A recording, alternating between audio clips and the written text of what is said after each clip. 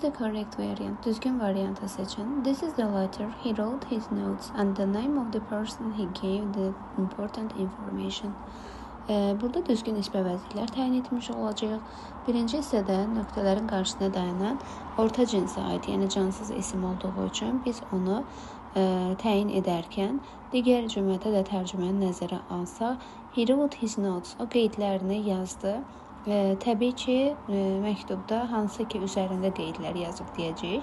Bu məqsədlə on which ifadəsindən istifadə olunacaq, çünki məktubun üzərində yazılır və şəxsin adından söhbət gedir. Canlı olduğuna görə whomdan istifadə olunmalıdır burada. He gave that important information, vacib məlumatı verdi. Və təbii ki, kimə verdi sualında to sözünüzü tələb olunduğu üçün gave to somebody ifadəmizdir. Bu səbəbdən biz to whom, yəni B variantını düzgün cavab kimi hesab etmiş oluruq.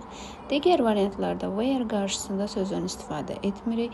Daha sonra C variantında which'in qarşısındakı sözünü əksi idi. D variantında to who deyə ifadəmiz yanlışdır. Eləcə də in sözünüzü yanlış qeyd olunub, on which olmalıdır.